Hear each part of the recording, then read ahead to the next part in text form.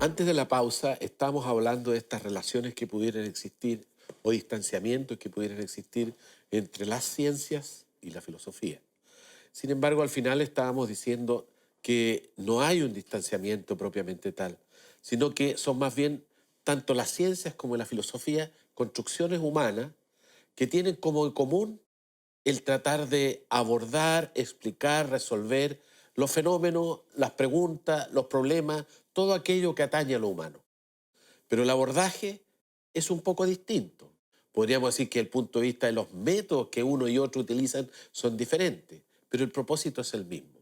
Y más aún, en los tiempos que nosotros estamos viviendo, pareciera que se requiere más aún un cierto acercamiento, un trabajo más en conjunto entre lo que son las ciencias y la filosofía. Algo que existió desde la época moderna hacia atrás y que en la época moderna se producen estos caminos distintos entre la ciencia y filosofía, pero que hoy día, por las necesidades humanas, por las necesidades de la sociedad, cada vez más se requiere abordar desde el punto de vista del por qué, pero también resolver el cómo. Es decir, tenemos que saber las causas, los orígenes, tenemos que saber cuáles son los alcances de los problemas que nos atañen a los humanos, pero al mismo tiempo conocer en lo específico qué es lo que aporta la ciencia. ¿Cómo ve usted un posible este acercamiento que de una u otra manera se viene produciendo en el trabajo de investigación? Por ejemplo, en el trabajo de investigación se habla que las investigaciones ya más bien, cada vez más son equipos de investigadores, incluso interdisciplinarios, es decir, de disciplinas distintas. Ya no aborda un solo científico, ya no aborda un solo especialista, sino que deben ser especialistas de ambos mundos del saber de las humanidades, las ciencias sociales, ¿no? Y las ciencias biológicas, ya no tan separados como ocurría. ¿Cómo ve usted eso? ¿Qué avance hay en eso y qué necesidad hay de cada vez tener un avance más importante? La idea de que en la realidad es una, pero que se aprehende, es decir, que se capta por distintas perspectivas, es justamente la que de alguna manera motiva que cada una de las ciencias, correspondiendo a cada una de estas perspectivas, trabajan en conjunto para mirar la realidad entera, ¿no? Eh, yo no tendría problema ahí. Mi problema frente a eso es la filosofía misma respecto a estar entre todas esas disciplinas. Es decir, la filosofía debe estar entre las demás tipos de ciencia cuando ella, por ejemplo, siempre se entendió como la ciencia o, o la instancia fundante, digamos, de las demás ciencias. Es decir, eh, el biólogo va a ver la realidad desde su propia perspectiva biológica. El sociólogo va a ver la realidad desde su propia perspectiva de movimientos sociales. Pero ¿y la filosofía? ¿Cómo ve eso? Es decir, ¿cuál es el modo como la filosofía, cuál es la parcela, por decirlo así, que tiene la filosofía para aportar? A mí ese planteamiento respecto de la filosofía me parece muy problemático. Eh, la filosofía no tiene, por decirlo así, un campo de estudio parcelado como las demás ciencias, porque ella estudia lo social, pero también estudia lo biológico, pero también estudia lo matemático. Hay filosofía en la matemática, hay filosofía de todo. Lo que indica fundamentalmente que la filosofía es un modo de ciencia que no está, eh, de alguna manera, proponiendo una perspectiva nueva para captar esa realidad, sino que le está diciendo a las demás ciencias: oigan, ¿cómo lo están haciendo ustedes? Es decir, esa actitud crítica que de alguna manera conversábamos al principio, pareciera que es la que autoriza la filosofía, o por lo pronto, que hace entender que la filosofía es esta madre de todas las ciencias, como se diría, digamos, en sentido clásico, ¿no? Eh, la interdisciplinariedad es para la ciencia, pero la filosofía de alguna manera tiene un puesto muy extraño, muy particular respecto, digamos, a todo ese conjunto de parcelas que están tratando de aprender la realidad. Eh, ¿Cuál es mi punto de vista frente a eso? Eh, que la filosofía misma tiene que aclararse respecto de su relación con las propias ciencias. Es decir, eh, el filósofo no aporta nada si le dice a las ciencias cuáles son sus problemas argumentativos, por ejemplo. El filósofo no aporta nada si le dice al científico o al sociólogo: mira, ¿sabes qué? Tú deberías tomar estas cosas desde tal autor o tal autor. ¿Cómo pensar filosóficamente la realidad con la cual las ciencias están involucradas es una posibilidad de aclararse la relación que cada una de las ciencias tiene con esa realidad? ¿A qué me refiero con eso? Justamente algo que quedó pendiente en la conversación anterior.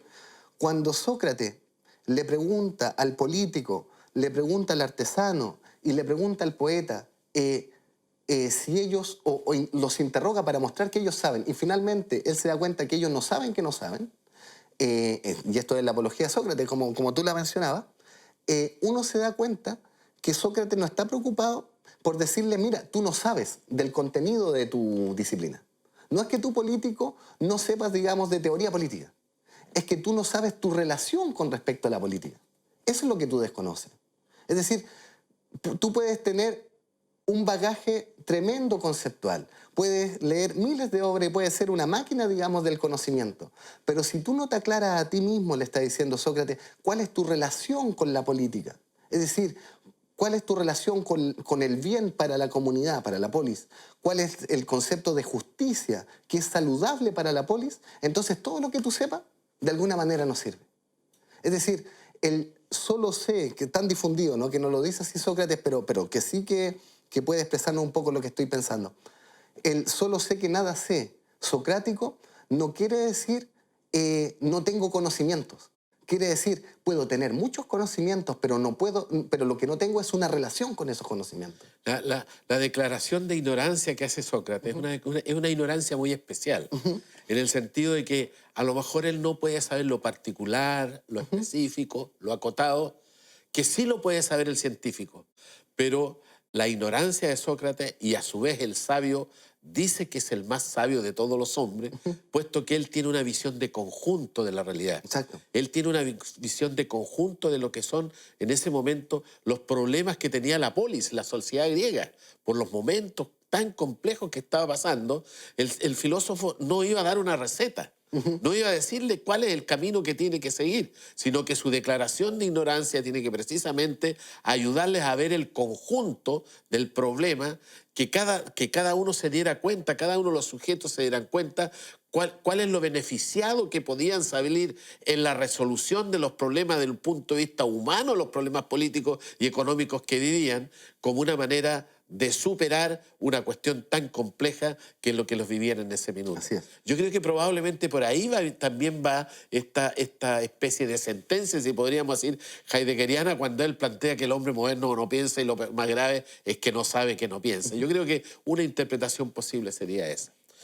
Bien, pero a mí me gustaría preguntarle que en sus trabajos de investigación usted privilegia una manera de hacer filosofía. Ujú. Y la manera de hacer filosofía, lo decíamos en la presentación, es desde la fenomenología. Entonces, claro, hoy día se habla mucho y muchos dicen que la fenomenología es un método para abordar problemas. Y yo estoy consciente que no es eso, es mucho más que eso. O sea, yo le quisiera preguntar, ¿qué es esto de la fenomenología? ¿Por qué usted privilegia, ¿no es cierto?, el tema y los alcances y los problemas que tienen que ver fenomenológicamente hablando? Sí, yo como he aprendido a entender la fenomenología, tiene que ver fundamentalmente con dos pensadores, ¿no? Dos pensadores que estuvieron en diálogo, confrontándose, pero también uno siendo autor del otro, como son Edmund Husserl y Martin Heidegger. Eh, Creo que yo lo que me he concentrado ahí es entender que la fenomenología para estos dos pensadores y para el círculo, digamos, que lo siguió, pero fundamentalmente para ellos dos, tenía que ver con pensar la actitud filosófica, es decir, pensar los alcances y pensar los modos de acceso de la propia filosofía. Eh, y por lo pronto uno podría decir, y en ese sentido la fenomenología sí es un método, es una manera de interrogar las cosas, pero no una metodología en cuanto a una receta, como se entiende actualmente, digamos, en determinadas ciencias. Es decir, si hay algo que caracteriza la fenomenología es justamente que aquello que voy a observar y aquello que yo voy a interrogar nunca está garantizado respecto de cómo acceder correctamente a él. No está garantizado. Cuando una metodología se entiende como el modo de garantía para interrogar correctamente a un problema específico, es decir, yo desde lo digo como ejemplo, desde la psicología, fenomenológicamente voy a tratar tales problemas y creo que con eso tengo garantizado el problema, ya no es fenomenológico en el sentido que lo estaban planteando Husserl y Heidegger. La fenomenología del cuidado máximo.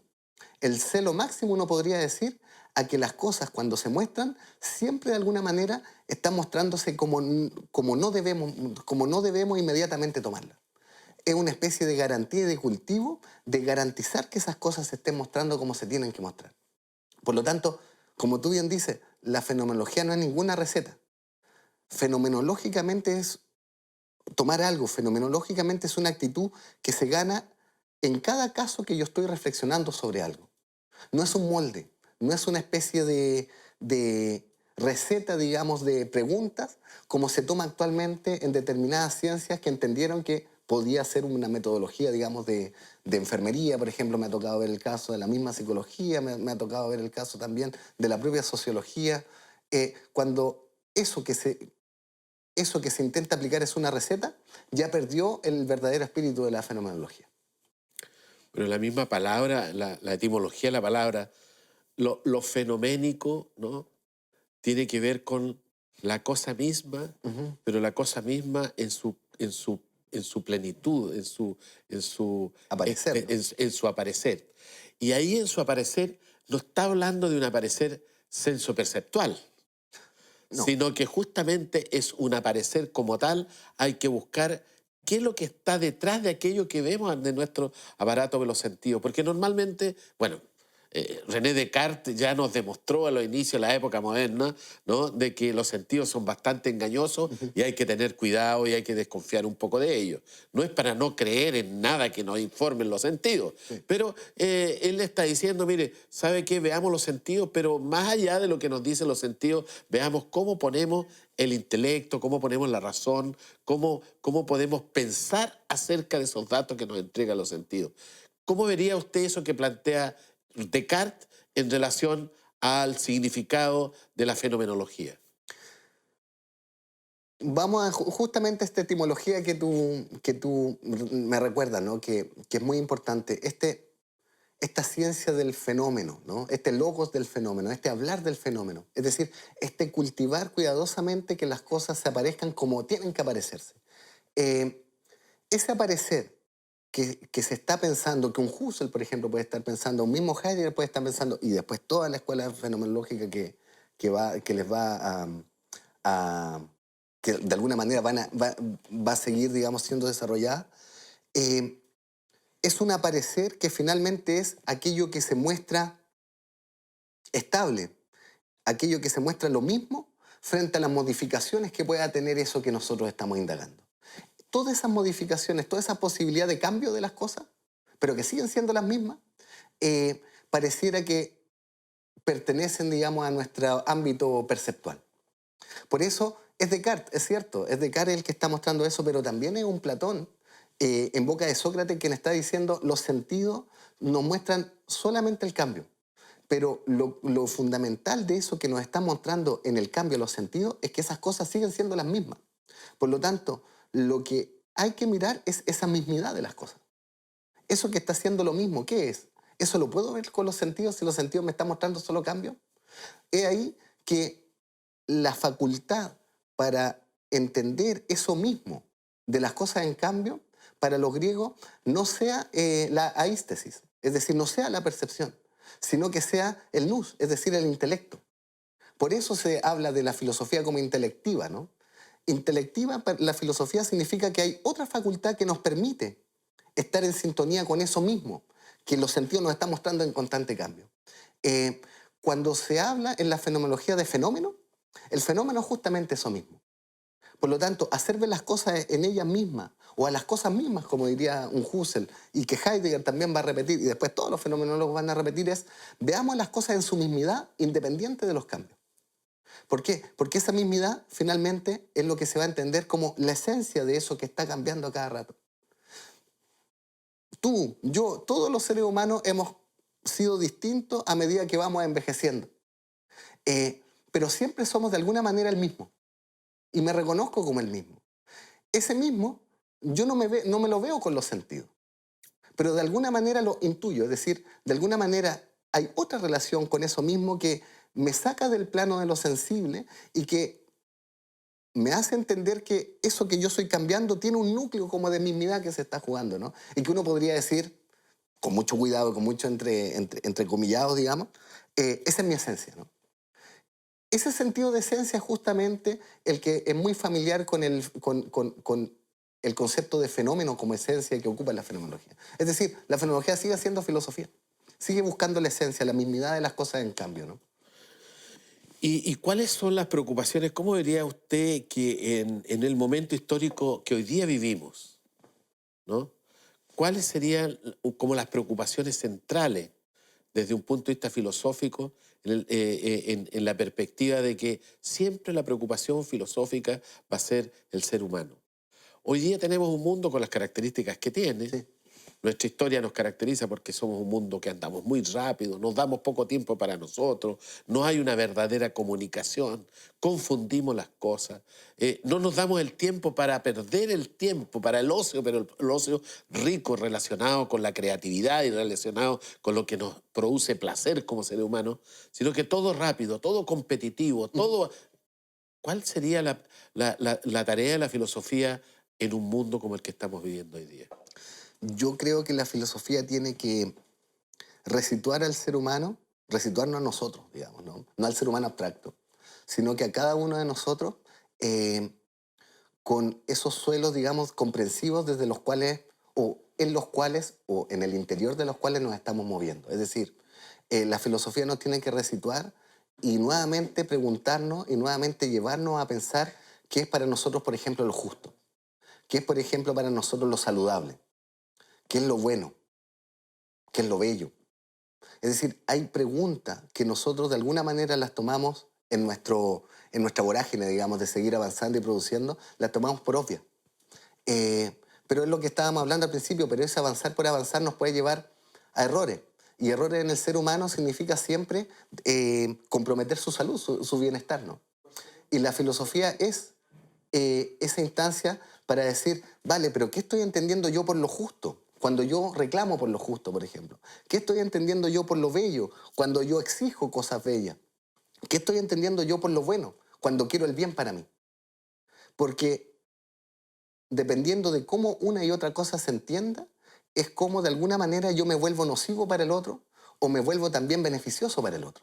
Es decir, todas estas preguntas que tienen que ver conmigo son siempre, y eso lo vieron los griegos y eso lo vio Platón, son siempre preguntas políticas, es decir, preguntas que incumben a la comunidad. De hecho, el mismo Platón dice, en bocas de Sócrates, ¿no? Dice, el artesano, siendo buen artesano, no es porque él quiera ser el mejor, sino que la implicancia es que él, creando cosas del buen artesano, beneficia al otro también. Es decir, siempre el conocimiento y las aclaraciones que me hago para mí redundan en el otro. Me vuelve más ético, por decirlo así. Eh, y es la filosofía la que tiene que nuevamente volver a despertar esas preguntas, porque creo que en la medida que esas preguntas estén durmiendo todavía y seamos ciegos para esas preguntas, vamos a seguir avanzando por caminos que se pueden volver para el ser humano poco saludables. Claro, es que el tema pareciera de que en estos momentos históricos, cuando hablamos del ser humano, todos estamos entendiendo del individuo. Y la pregunta es, ¿el ser humano se agota como tal en la individualidad de cada uno? Y pareciera que sí está presencia en los individuos, pero no solo lo individual, sino que el otro también forma parte, o sea, podríamos vivir sin el otro, o sea, como que uno anida en nuestro ser la individualidad, pero también el carácter social que uno tiene. Sí. Entonces, parece que en momentos históricos se privilegia lo social en perjuicio de lo individual o a la inversa. Se privilegia lo individual en perjuicio de lo social. Y ahí hay una especie de dialéctica, ya que usted recuerda, ¿no es cierto?, a Platón, hay una especie de dialéctica de que los opuestos no necesariamente son para destruir uno al otro, sino que en lo humano está la convivencia de lo opuesto. Somos seres racionales, pero no somos pura razón. Al mismo tiempo somos seres que sentimos, que padecemos. somos seres individuales, pero al mismo tiempo somos seres sociales. Somos seres biológicos, materiales en ese sentido, pero al mismo tiempo somos seres espirituales. Sí, claro. Entonces parece que el problema se produce es cuando hacemos la escisión radical entre esta dialéctica que es la constitución más esencial de lo humano. Entonces la complejidad, la riqueza de lo humano probablemente radica allí. Y la filosofía, como justamente no parcializa las visiones como lo pueden hacer otros quehaceres del saber, sino que ven su integridad, ven su esencia, ven lo fenoménico, ve en el ser, la filosofía ve justamente en la integridad al ser humano. ¿Cómo veo lo individual y lo social al mismo tiempo? ¿Cómo veo, ¿no es cierto?, los aspectos emocionales, pero sin dejar de lado, ¿no es cierto?, la parte racional de lo humano? Entonces, allí pudiera haber a lo mejor una tarea que tendría que abordar con más fuerza la filosofía, no obstante los espacios que cada vez más son menores que tiene la filosofía. Yo ahí lo que tengo que decir es, creo yo, podríamos atrevernos a pensar un poco en el problema, ¿no? Creo que tiene que ver con entender cuando se habla de el ser humano concreto, ¿a qué me refiero por el ser humano concreto? Es decir, uno podría decir, el ser humano concreto, yo, concreto, soy el individuo que soy. Y los límites de ese individuo que soy, de alguna manera, están en la periferia, digamos, de mi cuerpo. Por lo tanto, todo lo que está más allá de la periferia de mi cuerpo, yo no soy. No es mi individualidad, ¿no? Se confunde concretud con esa especie de individualidad. Pero lo que nosotros no tenemos no tenemos que olvidar, sobre todo, es que cuando nosotros hablamos de nosotros como seres humanos, y eso ya lo diría un Aristóteles, ¿no?, en Política, en el primer capítulo, ¿no?, el ser humano es político, es un animal político. ¿Y eso qué quiere decir fundamentalmente? No es que le interese el poder político al ser humano, sino que todo lo que hace el ser humano, por esencia, es comunitario. Por lo tanto, mis emociones no son solo mis emociones. Mis emociones también están dirigidas e incumben al otro. Si yo estoy alegre, yo la comparto mi emoción. Y también involucro a otros en mi emoción de alegría. El animal, cuando se alegra, él está alegre. Y ciertamente puede haber alguna relación de manada, digamos, en la cual se contagien determinadas emociones. Pero el ser humano, fundamentalmente, si seguimos a Aristóteles, hace todo comunitariamente. Un ejemplo muy básico. El animal, cuando se come su alimento, va a compartir con el otro hasta que no le toquen lo que a él le interesa comer. Pero en cambio, cuando nosotros nos alimentamos, es decir, cuando comemos, compartimos la comida. Es decir, arreglamos la mesa estéticamente, ponemos el mejor de los platos si yo invito a un amigo o una amiga a la casa. Todo es comunitario, todo es político. Y por lo tanto, el individuo ha de entenderse siempre como yo, en tanto que mi relación con el otro. Pero actualmente lo que se ha hecho es, de alguna manera, darle primacía a una especie de individualidad que se tiene que olvidar del otro porque el otro no tiene nada que ver conmigo. Pero sin embargo, el otro configura mi concreto. Bueno, somos tan seres políticos de que un programa como este, Diálogo desde la Filosofía, no podría yo estarlo haciendo solo, sino que se da la posibilidad de que yo dialogue con usted, de que podamos compartir, discernir, y eso es precisamente el diálogo. Así es. ¿Para qué? Para llegar a puntos de encuentro que aunque no estemos especificando cuáles son los puntos de encuentro, pero que sin embargo claramente hemos estado conversando acerca de lo humano, de los problemas más fundamentales del ser humano, de la sociedad, de la polis y de la política hoy día, y que cómo la filosofía puede ser un aporte y ayudar precisamente para abordar los problemas humanos. Quiero agradecer una vez más, ¿no es cierto?, por haber seguido este programa, que esperamos estar en una nueva edición próximamente para estar nuevamente dialogando desde la filosofía. Muchas gracias, buenas tardes. Gracias, profesor, por habernos acompañado. Muchas gracias por la invitación.